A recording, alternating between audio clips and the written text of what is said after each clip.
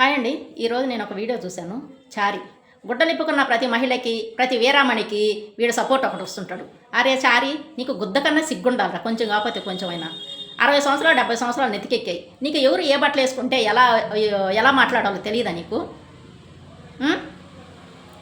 Jeans ప్యాంట్లు వేసుకొని వస్తున్నారు, వాళ్ళ మీరేమనగలైతే జీన్స్ ప్యాంటుకి పైన ఇంత కింద ఇంత వేసుకొని వచ్చే వాళ్ళకి తేడా తెలియదురా నీకు?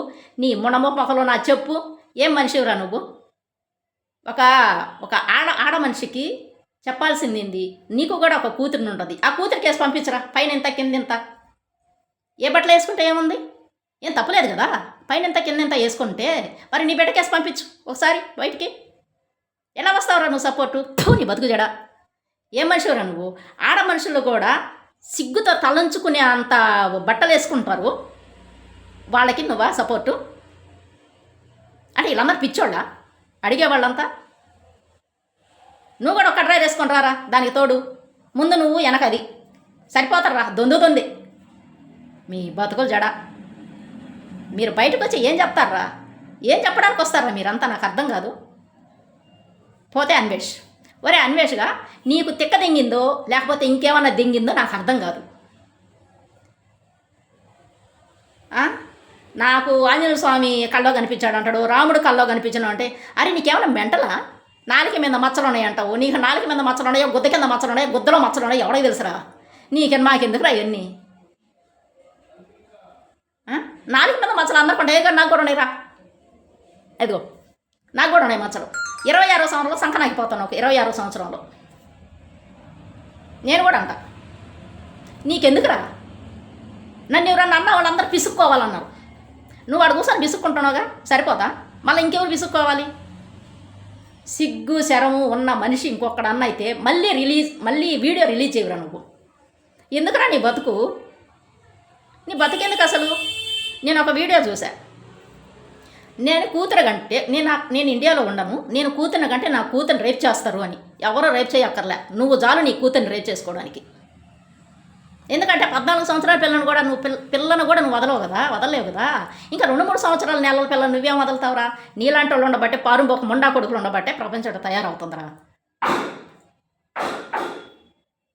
సమాజంలో చీడపురుగు ఎవరన్నా ఉన్నాడు అని అంటే అది నువ్వు అక్కడివి, అన్వేషగాడివి. అరే నాకు ఒకటి అర్థమైందిరా. పుచ్చకాయ ఒకటి హోలు పెట్టి ఇంతటిది ఒకటి పెట్టావు, కీరదోస. నాకు తెలిసి జనాలంతా నిన్ను కతిరి చేసుంటారు. అది నీదే. అందుకే దాన్ని పట్టుకొని ప్రపంచం అంతా తిరుగుతున్నావు. నాదెట్టిపోయింది అని.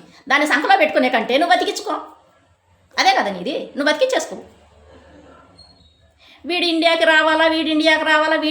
రావాలా అనుకుంటే గవర్నమెంట్ తలుచుకుంటే ఎంతసేపు పడుతుందండి ఇండియాకి రావడానికి? వాడు 2 సెకండ్లు పట్టదు. వాడు ఇండియాకి వచ్చిన దాకా వెయిట్ చేయాల్సిన అవసరం లేదు. గవర్నమెంట్ తలుచుకుంటే 2 సెకండ్లు చాలు వాడిని పట్టుకోవడానికి. వాడు రావాలా మీరు పట్టుకోవాలా అనడానికి ఏమి ఉండదు ఆడ. గుద్ద మీద కొట్టి బయట లోపల నడితే సరిపోద్ది. ఇలాంటి వాళ్ళందరినీ వదిలేస్తే రేపులు ఏం జరుగుతాయండి? ఒరే చారిగా, నీకు గుద్ద నరిసింది, తల నరిసింది, 2 నరిసినాయి.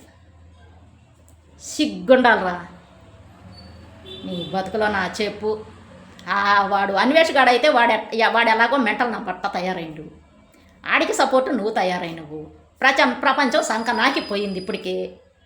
ఆడపిల్లలు బయటికి రావడానికి లేదు. ఈ సగం బట్టలు వేసుకొని వచ్చి వీళ్ళ పాటికి వీళ్ళు తలుక్కుమనేసి వెళ్ళిపోతే వెనక పరిస్థితి ఏంది? మిగతా అమ్మాయిలు పట్టుకొని రేపు చేస్తున్నారు వీళ్ళు. పట్టుకొని రేపు చేయాల్సిన వాళ్ళని సగం డ్రాయర్లు వేసుకొని సగం గుడ్డలు వేసుకునే వాళ్ళని రేపు చేస్తే బాగుంటుంది.